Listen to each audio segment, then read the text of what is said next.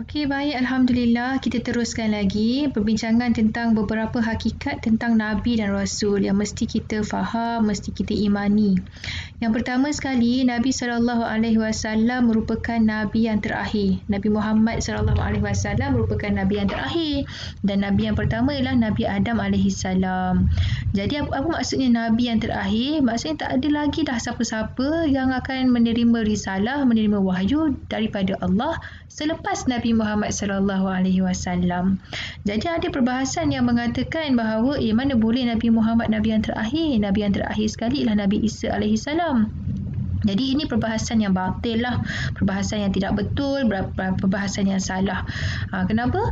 Sebab walaupun Nabi Isa AS kita tahu akan turun di akhir zaman nanti, namun apa sahaja yang Nabi Isa lakukan adalah sebagai peneguhan dan juga memperakui syariat Nabi SAW.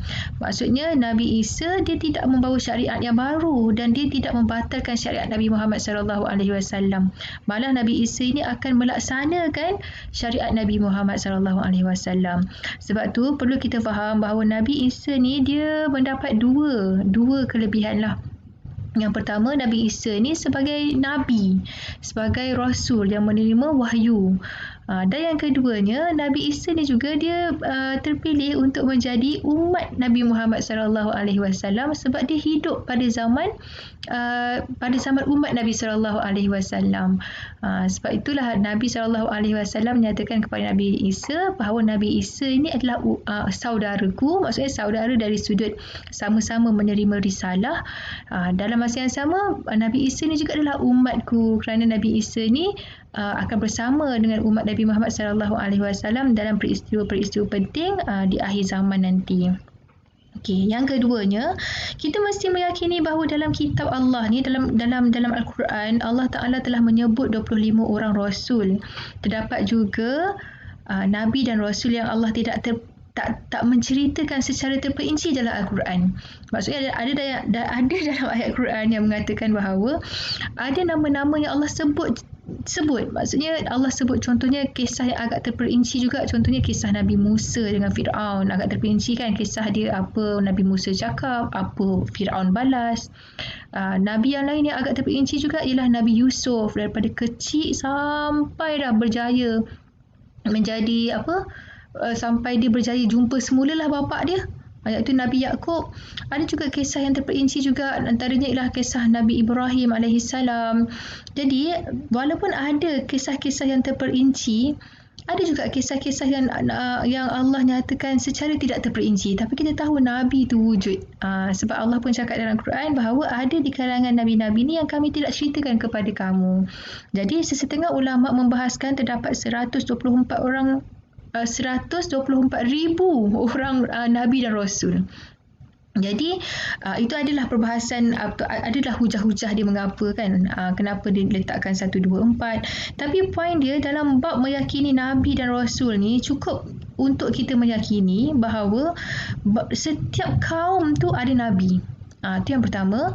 Dan yang keduanya, kita beriman secara umum bahawa Nabi ni bukan Nabi Muhammad SAW, maksud saya kat sini ialah para Nabi ni mendapat wahyu daripada Allah. Ada di antara wahyu tersebut untuk diri mereka sahaja, dan ada di antara wahyu tersebut yang mesti disampaikan kepada umat. Dan di kalangan Nabi-Nabi ni ada mendapat wahyu dalam bentuk kitab, iaitu kitab yang 4 itulah Zabur, Taurat, Injil dan juga Al-Quran.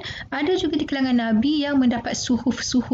Maksudnya ajaran-ajaran dalam bentuk, bukan dalam bentuk kitab, dalam bentuk suhuf, dalam bentuk helaian-helaian macam tu. Contohnya antaranya Nabi Ibrahim AS. Okay, jadi itu perkara yang kedua. Kita mesti meyakini bahawa 25 orang Nabi yang disebut dalam Al-Quran, dan juga ada banyak lagi Nabi yang tak disebut. Tapi poin dia ialah ada pada setiap kaum tu ada nabi-nabi yang untuk disampaikan wahyu. Maksudnya Allah takkan membiarkan mana-mana kaum ni terbiar tanpa mengetahui tujuan hidup dekat dunia ni. Tak mungkin Allah Ta'ala membiarkan manusia dengan tidak mengutuskan Rasul. Jadi kita boleh membayangkanlah bahawa seluruh dunia ni ada tak Nabi. Jadi kalau orang tanya kita, ada tak kemungkinan ni, ada tak di kalangan umat Cina tu Nabi? Ya mungkin, wallahu a'lam mungkin. Ada tak di kalangan umat Yunani dulu contohnya Nabi? Ya mungkin, wallahu a'lam. Maksudnya setiap kaum tu sebelum dibinasakan ataupun sebelum digantikan dengan kaum yang lain, pasti ada Nabi. Hujah ni ada dalam Quran. Okey? Itu perkara yang kedua. Perkara yang ketiga, kita nak faham tentang hakikat Nabi dan Rasul ni, bahawa para nabi sebelum Nabi Muhammad sallallahu alaihi wasallam berbeza dengan Nabi Muhammad sallallahu alaihi wasallam. Beza ni dari sudut apa? Yang pertama sekali, setiap nabi itu ada kaum mereka yang khusus. Sebab tu yang nabi-nabi yang satu zaman, antaranya Nabi Ibrahim dengan Nabi Lut satu zaman, tetapi kaum Nabi Ibrahim lain. Kaum Nabi Lut lain, masing-masing jaga kaum masing-masing. Tetapi apabila Nabi SAW diutuskan, semua makhluk, sama ada bangsa apa, tak kisahlah bangsa Arab ke, bangsa bukan Arab ke, Nabinya ialah Nabi Muhammad. Malah bukan sahaja manusia, malah jin dan juga segala hidupan tumbuh-tumbuhan haiwan, nabinya siapa? Nabinya Nabi Muhammad sallallahu alaihi wasallam. Jadi nabi ni diutuskan sebagai rahmat sekalian alam untuk seluruh alam. Itu yang adanya kita faham bahawa agama Islam ni bersifat universal, sebab Nabi sallallahu alaihi wasallam ni syariat dia bukan untuk kepada satu kaum sahaja, tetapi untuk semua kaum yang ada kat dunia ni. Sehinggalah hari kiamat. Katakanlah contoh kaum-kaum orang asli contohnya yang dilaporkan akan pupus, contohnya kaum mereka dah tak ada lagi, dijangkakan tahun 2025 kaum mereka, suku kaum mereka tu tak ada, timbul suku kaum yang baru. Siapa Nabi bagi suku kaum yang baru ni? Tetaplah Nabi Muhammad sallallahu alaihi wasallam. Itu perbezaan yang pertama. Perbezaan yang kedua ialah pada zaman Nabi sallallahu alaihi wasallam, Nabi kita Nabi Muhammad sallallahu alaihi wasallam mula dihalalkan harta perang. Maksudnya dapat 1/5 kepada Nabi sallallahu alaihi wasallam. Yang mana sebelum zaman Nabi sallallahu alaihi wasallam, para nabi diharamkan mengambil harta rampasan perang ni. Mereka akan kumpulkan harta rampasan perang tu dan kemudian mereka akan bakar harta rampasan perang tu. Tapi pada zaman Nabi Muhammad sallallahu alaihi wasallam, Nabi dihalalkan untuk mengambil harta perang. Yang ketiga ialah bagi umat Nabi Muhammad, seluruh sudut bumi ni adalah bersih dan boleh dijadikan tempat untuk menunaikan solat. Maksudnya kita boleh beribadah kat mana saja. Berbanding dengan para nabi dan umat sebelum Nabi Muhammad sallallahu alaihi wasallam, mereka ada tempat ataupun tempat ibadah yang khusus untuk mereka melakukan ibadah-ibadah mereka. Okey, seterusnya yang keempat, Nabi sallallahu alaihi wasallam apabila berlaku maksudnya nak berperang dan sebagainya, Allah Taala mencampakkan rasa gerun dalam hati musuh tu dalam perjalanan sebulan. Maksudnya katakanlah nak perang ni bulan depan, tapi daripada bulan ni lagi rasa gerun di dada musuh tu dah mula ada. Itu kehebatan Nabi SAW. Dan yang kelima, perbezaan yang kelima ialah Nabi SAW dikurniakan keizinan untuk memberi syafaat kepada umat baginda, tidak sebagaimana Nabi-Nabi yang sebelum baginda. Okey, kita teruskan. Okey. Yang keempat, kita sambung tadi hakikat tentang Nabi dan Rasul. Walaupun dinyatakan ada kelebihan-kelebihan tertentu Nabi Muhammad SAW, kita mesti memahami bahawa dari sudut hakikat kenabian, hakikat yang menerima wahyu, hakikat arahan dan tanggungjawab untuk disampaikan kepada umat, dia sama dengan Nabi yang lain. Itu ada yang kita baca dalam ayat Quran kan. Bismillahirrahmanirrahim. Amana rasul bima unzila ilaihi min rabbih wal mu'minun. Kullun amana billahi wa malaikatihi wa kutubihi wa rusulih la nufarriqu baina ahadin min rusuli. Sungguh kami tidak membeza-bezakan mana-mana nabi di kalangan kami. Maksudnya la nufarriqu, kami tidak membezakan, la nufarriqu baina ahadin, di antara nabi-nabi ni Allah tidak membeza-bezakan. Maksudnya kedudukan mereka sama dari sudut hakikat kenabian dan juga taklif, tanggungjawab untuk menyampaikan wahyu. Namun dari sudut kemuliaan, darajat, dari sudut maqam, kedudukan Nabi SAW adalah lebih tinggi berbanding dengan nabi-nabi yang lain. Okey, yang kelima, kita wajib beriman dengan kitab dan suhuf yang diturunkan kepada Nabi Nabi Muhammad SAW dan juga kitab yang diturunkan kepada nabi-nabi sebelum. Jadi kalau orang tanya kita, betul ke ada Injil yang sebenar disorokkan dekat tempat itu, dekat tempat ini, tapi dah ditukar macam ni? Kita kata, ya Allah mungkin, tapi saya tak tahulah mana satu Injil yang betul, tapi saya yakin, saya beriman bahawa memang ada kitab Injil, memang ada kitab Taurat, memang ada kitab Zabur. Macam itu pun dah mencukupi. Jangan kita menafikan bahawa memang wujud kitab tersebut kepada nabi-nabi yang telah dipilih Allah. Itu yang kelima. Yang keenam ialah syariat Nabi Muhammad SAW sebagai nabi yang terakhir adalah syariat penyudah dan penutup. Maksudnya segala syariat samawiyah, syariat-syariat Nabi yang sebelum ini semuanya telah dimansuhkan, manakala syariat Nabi Muhammad kekal sampai hari kiamat. Apa contohnya? Contohnya cara kita solat ni. Solat kita 5 waktu dengan bilangan-bilangan rakaat. Perkara ni akan berubah tak? Dia takkan berubah sampai hari kiamat. Jadi kalau syariat Nabi-Nabi yang terdahulu mungkin berbeza. Contohnya syariat Nabi Adam dulu adik-beradik boleh kahwin kan. Cumanya silangkan kembar tu. Tapi syariat Nabi Muhammad SAW adik-beradik haram kahwin. Jadi apa lagi syariat yang lain contohnya syariat zaman dulu kalau macam nak bertaubat kepada Allah, dia ada satu keadaan perintah untuk membunuh orang yang bertaubat tu. Okey, tapi zaman kita taubat syariatnya ialah dengan istighfar, diharamkan pula bunuh diri kita, diharamkan untuk mencederakan diri kita sendiri, macam tu. Jadi syariat yang kita nak pakai yang mana? Jangan nak memandai lah pakai syariat walaupun kita kata itu ajaran Nabi Musa, ajaran Nabi Adam, kita beriman dengan Nabi Adam, beriman dengan Nabi Musa, tetapi yang kita guna pakai dalam kehidupan kita hari ini ialah syariat Nabi Muhammad SAW. Dan syariat ini akan kekal sampai hari kiamat. Okey, seterusnya kita masuk subtopik yang seterusnya tentang sifat wajib bagi Rasul. Kita sebelum ni kita pernah hafal kan sifat wajib bagi Rasul ni ialah sidik, iaitu benar, amanah, tabligh, menyampaikan dan juga fatonah, bijaksana. Tapi dalam buku ni Ustazah seronoklah juga untuk berkongsi dengan anda 4 sifat wajib bagi Rasul ni. Yang pertama sekali ialah lelaki. Perempuan tak mungkin menjadi Nabi dan juga Rasul. Walaupun sebenarnya untuk pengetahuan tambahan kepada semua, istilah wahyu ni Allah Subhanahu Wa Taala bukan sahaja menggunakannya untuk para nabi dan rasul. Ada 2 lagi makhluk yang lain Allah gunakan juga istilah wahyu ni. Wahyan maksudnya yang wahyulah. Yang pertamanya ialah ibu Nabi Musa. Ibu Nabi Musa Allah gunakan istilah dalam ayat tu, kami mewahyukan kepada ibu Nabi Musa ni untuk meletakkan Nabi Musa dan mengalirkannya ke sungai.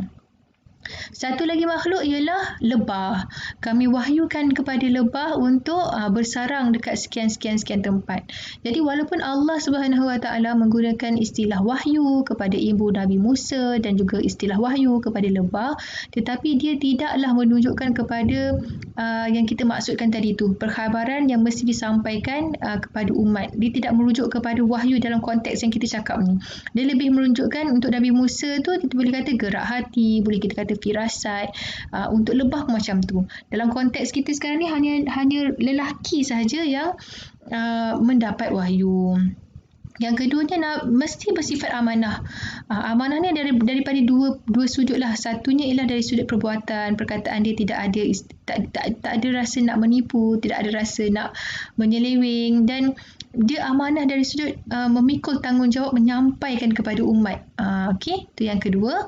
Dan yang ketiga ialah al-ismah. Al-ismah ni ialah istilahnya maksum. Maksudnya terpelihara daripada dosa dan juga kesalahan-kesalahan yang merendahkan martabat mereka selaku rasul. Dan yang keempat ialah sempurna akal, tepat ingatan dan juga adil.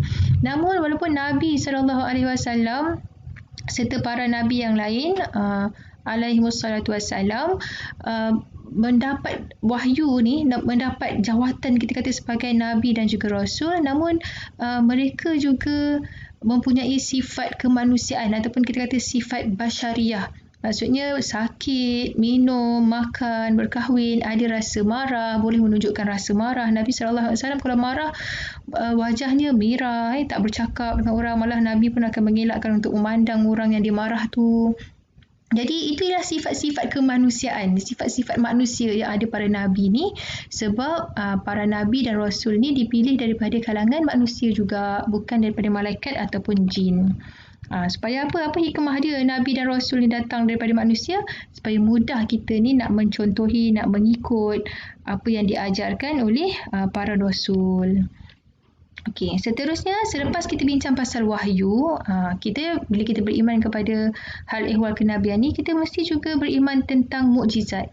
Apa sebenarnya mukjizat? Mukjizat ni ialah perkara luar biasa yang dikurniakan kepada para nabi dan juga rasul. Perkara tu ialah luar biasalah, menyalahi adat. Contohnya kalau api tu lazimnya membakar, Nabi Ibrahim apinya tak terbakar. Kalau bulan tu biasa duduk kat atas, macam cantik bulat macam tu, dekat Nabi Muhammad SAW bulan terbelah menjadi dua. Macam tu lah. Jadi benda tu menyalahi adat. Tetapi dia tidak menyalahi akal. Maksudnya akal boleh terima keadaan macam tu, logik untuk berlaku. Apabila kita meyakini Allah tadi tu, Allah berbuat dengan apa yang Allah kehendaki. Jadi mukjizat ni ialah untuk para rasul. Ada tak kemungkinan berlaku perkara luar biasa kepada manusia selain daripada nabi dan rasul? Jawapannya ada, iaitu untuk para aulia ada karomah-karomah dia kan. Karomah boleh berjalan atas air, karomah isi kereta pakai air pun jalan, tak payah letak petrol pun, isi air saja pun jalan. Ini antara kisah-kisah benar yang merupakan karomah yang diberikan kepada para aulia.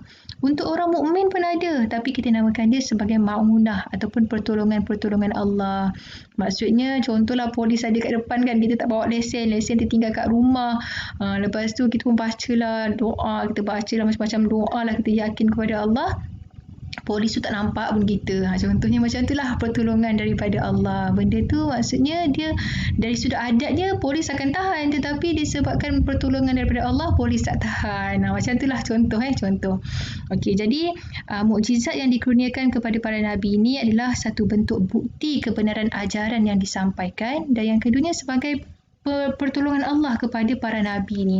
Sebab kita tahu kan kisah sirah Nabi SAW, tak kala Nabi kata Nabi ni ialah Rasul, declare kepada umat untuk sembah Allah, tinggalkan berhala, bukan sedikit ancaman yang diterima, malah ancaman hendak membunuh. Malah sebenarnya kalau baca kitab sirah kan, kitab Nabi-Nabi yang terdahulu, berapa ramai sebenarnya Nabi-Nabi Bani Israel ni dibunuh oleh umat mereka sendiri disebabkan tak nak terima. Jadi walaupun dah ada mukjizat, tapi nak katanya mukjizat ni Allah Ta'ala berikan kepada para Nabi ni sebagai satu bukti kebenaran, sebagai satu pembelaan kepada Nabi-Nabi tu. Okey, kita fokus kepada mukjizat Nabi Muhammad SAW. Ada banyak. Ada surah-surah dia yang Ustazah dah nyatakan kat situ. Iaitu yang mukjizat yang pertama sekali adalah mukjizat Al-Quran lah. Kita jangan rasa Al-Quran ni biasa-biasa je. Al-Quran ni dia luar biasa. Kalau kita rasa macam magic dan ajaib sangat kisah Isra' Mi'raj, Al-Quran tu lebih magic lagi, lebih mukjizat lagi. Macam tu. Sebab mukjizat Al-Quran ni dikekal sampai hari kiamat. Malah diyakini bahawa tidak akan berubah, tidak akan dikhianati dari sudut macam nak ditukar-tukar kedudukan huruf ke, nak ditukar-tukar ayat ke. Allah akan memelihara Al-Quran. Ada pun mukjizat-mukjizat yang lain. Ni Isra' Mi'raj, bulan terbelah, air keluar daripada celah jari Nabi. Ada satu kisah ni, wanita Yahudi dia nak racun Nabi, dia jemput Nabi untuk makan. Waktu Nabi nak mula makan tu, daging tu sendiri bercakap, "Ya Rasulullah, aku beracun, jangan makan aku." Jadi itu antara mukjizat Nabi juga. Begitu juga dengan sentuhan tangan Nabi SAW. Ada satu keadaan dalam satu peperangan, seorang sahabat dia berperang sampai terkeluar biji mata dia. Maka dah terkeluar biji mata tu, dia tahan dengan tangan dia dan dia pergi jumpa Rasulullah. "Ya Rasulullah, mata aku sakit ni, Ya Rasulullah, terkeluar biji mata aku." Maka Rasulullah mengambil biji mata dia tu dan Rasulullah letakkan balik dekat mata dia, dan dengan izin Allah, dengan mukjizat yang Allah Ta'ala berikan kepada Nabi SAW, mata orang itu sembuh. Dan sahabat tu kata, tidak pernah aku merasakan lebih cerah, lebih selesa mata yang sekarang ni. Maksudnya mata yang sekarang ni lebih cerah daripada yang dulu lagi. Walaupun yang tadi ni dah keluar biji mata dia. Macam tu. Sebab apa tu? Mukjizat, barakah yang ada pada Nabi Muhammad SAW. Begitu juga dengan kisah cukupnya makanan. Seorang sahabat Nabi ni, tak silap Ustazah, kisah ni dalam perang Handak. Dalam perang Handak, masing-masing ikat perut, duk gali parit. Bila gali parit, lepas tu ada seorang sahabat dia datang jumpa Rasulullah, "Ya Rasulullah, aku lapar." Maka Rasulullah pun tak cakap apa. Rasulullah tarik ataupun nak singkap sikit baju Nabi. Nabi pun menunjukkan perut Rasulullah pun diikat. Maksudnya Nabi pun lapar dan Nabi ikat perut tu dengan ada 2 biji batu lagi dekat perut Nabi tu. Jadi seorang sahabat yang melihat perkara tu, dia minta izin kepada Rasulullah, "Ya Rasulullah, izinkan aku nak balik jumpa isteri aku sekejap." Lepas tu Rasulullah pun mengizinkan. Sahabat yang tadi tu, ni bukan sahabat yang lapar tau, sahabat yang melihat keadaan Nabi melayani seorang sahabat yang lapar tadi tu. Jadi sahabat tadi tu kan balik rumah, dia cakap kat isteri dia, "Ada tak apa-apa kat rumah kita ni?" Jadi suami dia kata, isteri dia pun kata, "Adalah, pulang sikit. Adalah sikit, kalau boleh saya nak masak tu, adalah sikit benda yang saya nak boleh masak. Kalau macam tu, masaklah, saya nak jemput Nabi lah untuk makan dengan kita. Nabi ni lapar." Macam tu lah istilah kisah je. Okay, lepas tu isteri tadi pun masak lah. Sebabnya nak jemput Nabi dan juga suami dia makan. Okey, lepas tu dah siap masak tu, sahabat tadi tu pun jumpa Rasulullah SAW semula, dia bisik dekat Nabi, "Ya Rasulullah, aku ni suruh isteri aku masak, makanannya ada sikit Rasulullah, jemputlah makan kat rumah kami." Maka Nabi pun cakap lah, makanan tu cukup untuk berapa orang? Sahabat tu pun cakap lah, "Cukup lah untuk kita saja, dalam 2, 3, 4 orang macam tu boleh lah Rasulullah." Okey, lepas tu Rasulullah pun kata, "Tak apa, kamu balik dulu, kamu hidangkan makanan tu dan jangan kisah dia macam ni. Kisah dia bila macam tu, Nabi pun senyum, Nabi pun cakap kepada semua, Nabi buat pengumuman, okey, semua orang dijemput untuk makan dekat rumah sahabat ni. Sahabat tadi ni rasa kaget tau, rasa macam, "Ya Allah, kenapa pula nak makan macam tu, takut tak cukup." Maka Rasulullah kata, "Tak apa, kamu boleh pergi dulu." Maksudnya cakap dengan isteri kamu, jangan buka, jangan buka lagi periuk nasi tu. Jangan buka lagi periuk apa kita kata, periuk sup tu. Macam tu lah kalau Ustazah nak gambarkan cerita tu.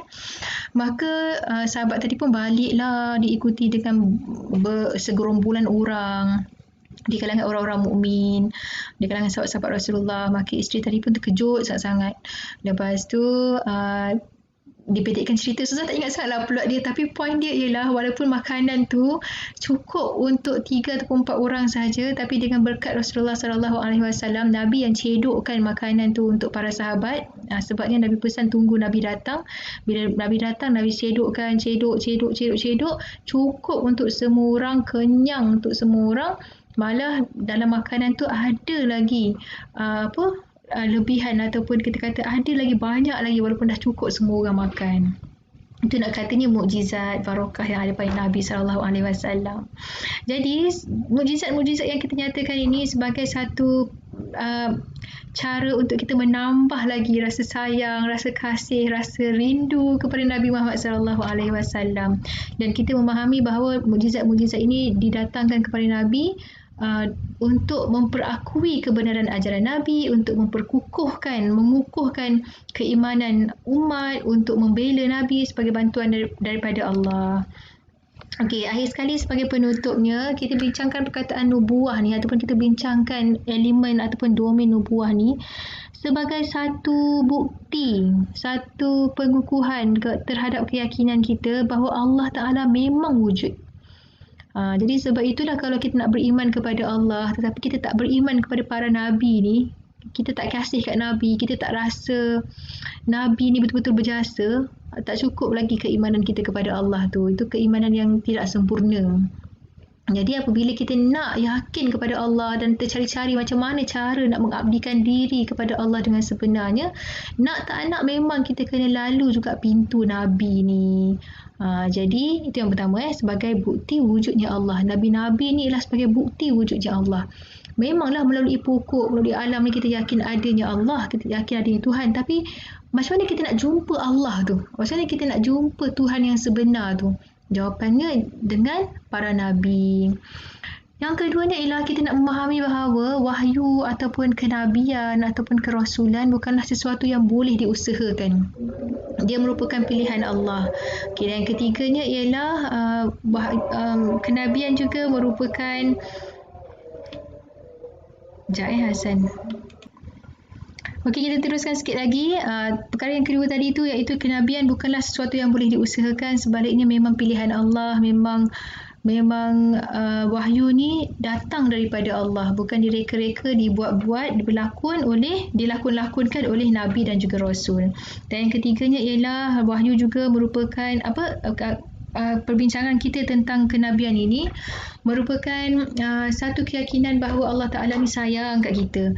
Melalui Nabi inilah sebenarnya Allah Ta'ala menjadikan kita boleh kenal Allah, kita boleh memahami Al-Quran, sebab antaranya ialah sunnah tu dia mentafsirkan Al-Quran kan. Dalam Al-Quran dinyatakan tunaikanlah solat, tapi nak tunaikan solat tu macam mana cara dia ialah dengan melalui sunnah. Kita tengok Nabi solat, maka kita pun tahulah macam mana perbuatan solat tu dilakukan. Jadi dia membawa kita kepada, itulah tadi Ustazah nak cakap, perbincangan kita tentang bab nubuah ni ialah untuk meningkatkan keyakinan kita kepada Allah. Dan yang keduanya lah untuk sebagai kita rasa terima kasih kepada Nabi ni. Semakin kita berterima kasih kepada Nabi, semakin kita dapat merasai betapa Allah ni sayang kat kita. Jadi sebab itulah tidak ada istilah putus asa dalam agama kita ni bila kita meyakini Nabi. Kalau kita rasa putus asa dalam kehidupan kita disebabkan cabaran-cabaran hidup yang kita alami, sekalian Nabi ni dia punya cabaran hidup lebih berat lagi. Itu yang ada di kalangan Nabi ni, daripada 25 ada 5 yang digelar sebagai ulul azmi. Sebab apa? Sabar. Cabaran ni sangat kuat, tapi sabar, sangat yakin kepada Allah, macam tu. Okey, jadi dengan Nabi ni juga kita dapat mengetahui adanya alam selepas dunia, kita beriman kepada alam akhirat, kita dapat membezakan antara hak dan batil, kita dapat berbuat dan menyuruh kemakrufan, dan kita dapat mengelakkan dan juga dapat keyakinan untuk mencegah kemungkaran. Jadi semuanya disebabkan jasa pengorbanan para Nabi ni. Okey, jadi perkara nubuah inilah sebenarnya nanti kalau kita perasan, sebelum kita akhir, kalau kita perasan dalam slide kita yang pertama, awal-awal tadi tu, ada Ustazah nyatakan ada 3 elemen kan. Dan kita dapat lihat kat sini ialah nubuah ni lah perkara yang tengah-tengah, dan Nabi ni lah sebenarnya orang yang menjadi orang perantara antara kita untuk mengenali Allah, mengenali hakikat tujuan kita kat dunia ni, dan juga mengenali tentang perkara-perkara sam'iyat ataupun ghaibiyat yang lain. Jadi sebelum kita berakhir, Ustazah nak membacakan satu apa ni, kita kata satu syair lah, kita kata satu syair ni, okey, tentang Nabi Muhammad sallallahu alaihi wasallam. Poin dia ialah semakin mencintai Nabi akan semakin cinta Allah. Tapi kalau kita membenci Nabi, Allah pun akan benci kita. Kalau kita menjauhi Nabi, Allah pun akan menjauhi kita.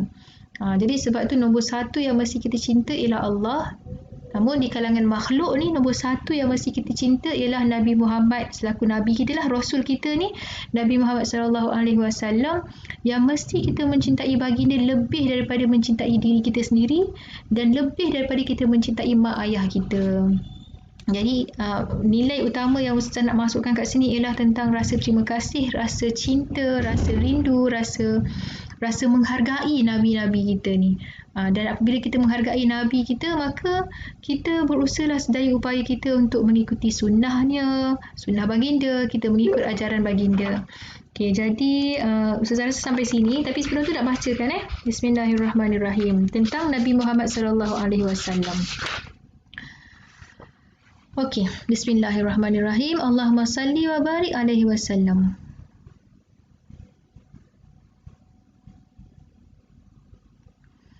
Rasulullah sallallahu alaihi wasallam adalah sebaik-baik manusia dari segi kejadian dan akhlak, serta memberi petunjuk kepada jalan kebenaran. Akhlaknya ialah Al-Quran. Tabiatnya suka memaafkan, suka memberi nasihat, banyak berbuat kebajikan dan memaafkan kesalahan orang yang bersalah terhadap dirinya. Tetapi jika dicuaikan hak Allah, tiada siapa yang akan dapat menahan kemarahannya. Sesiapa yang melihatnya sekali pandang akan merasa gerun kerana kehebatannya. Jika baginda SAW dijemput oleh orang miskin, baginda SAW akan menerima jemputannya. Baginda SAW berkata benar walaupun pahit. Tidak pernah menaruh perasaan hendak menipu atau menyusahkan orang Islam yang lain. Sesiapa yang melihat wajah baginda akan nampak bahawa baginda SAW bukan muka seorang pendusta. Nabi SAW juga tidak pernah mengeji ataupun mencela orang lain. Jika baginda SAW bergembira, wajahnya seolah-olah bulan purnama. Apabila baginda SAW bercakap dengan orang, seolah-olah mereka sedang memetik buah-buah yang manis dari mulut baginda. Apabila baginda SAW tersenyum, maka kelihatan keputihan giginya seperti butir-butir embun yang turun. Apabila baginda SAW bercakap, seolah-olah permata sedang gugur daripada perkataan baginda itu. Apabila baginda SAW mengucapkan sesuatu, seolah-olah kasturi sedang keluar daripada mulut baginda. Maksudnya wangi, harum. Apabila baginda SAW lalu di suatu tempat, dapat diketahui bahawa tempat itu dilalui oleh baginda kerana bau harum baginda masih lagi tercium. Apabila baginda SAW duduk di satu tempat, akan berkekalanlah keharuman baginda beberapa hari sekalipun baginda telah meninggalkan tempat tersebut. Bau baginda sentiasa harum walaupun baginda tidak memakai wangi-wangian. Jika baginda SAW berjalan di kalangan sahabat-sahabat, baginda akan terlihat seolah-olah bulan purnama yang dipagari bintang. Jika baginda SAW datang ke suatu tempat di waktu malam, orang-orang yang ada di situ seolah-olah berada pada waktu zuhur disebabkan cahaya Rasulullah SAW. Baginda lebih permurah dengan kebaikan lebih daripada kelajuan angin yang bertiup. Baginda SAW sangat berlemah lembut kepada anak yatim dan janda-janda. Sesetengah sahabat yang pernah menceritakan sifat Nabi SAW berkata, "Tidak pernah aku melihat seorang yang berambut hitam dengan pakaian merah yang lebih kacak dan lebih baik daripada Rasulullah SAW." Jadi itu antara ekspresi para sahabat dalam menyatakan kehebatan Nabi, keunggulan Nabi SAW. Jadi bayangkan saja dalam banyak-banyak manusia, dalam banyak-banyak makhluk yang Allah jadikan, Allah pilih kita untuk jadi manusia. Allah tak pilih kita jadi lebah, tak pilih kita jadi lembu, tak pilih kita jadi lalat. Allah pilih kita jadi manusia. Dalam banyak-banyak manusia pula, Allah Ta'ala pilih kita jadi umat Rasulullah SAW. Jadi mengetahui kedudukan Nabi berbanding dengan Nabi-Nabi yang lain dan kemudian kita ni pula menjadi umat baginda merupakan satu nikmat Allah yang sangat perlu kita syukuri, sangat perlu kita insafi. Kita mohonlah kepada Allah kita mohon kepada Allah kekuatan untuk meneruskan sunnah baginda, untuk meneruskan perjuangan baginda, dan kita mohonlah keampunan daripada Allah atas kelalaian kita, kurangnya kita berselawat kepada Nabi, kurangnya sungguh-sungguh kita dalam membawa syariat Nabi. Jadi kita mohon Allah petunjuk atas semua tanggungjawab yang dipertanggungjawabkan kepada kita. Allah Ta'ala mengampunkan segala kelemahan dan juga kekurangan kita, dan Allah Ta'ala membantu kita selagi masih ada nyawa, masih ada baki nyawa hidup kita ni, Allah Ta'ala bantu kita untuk melaksanakan tugas kita sebaik-baiknya, dan mudah-mudahan Allah Ta'ala mengurniakan kita husnul khatimah dan dapat bersama baginda di akhirat kelak insya-Allah. Aqulu qawli hadza wa astaghfirullahal azim li wa lakum wa lisairil muslimin wal muslimat fastaghfiruh innahu huwal ghafurur rahim. Assalamualaikum warahmatullahi wabarakatuh.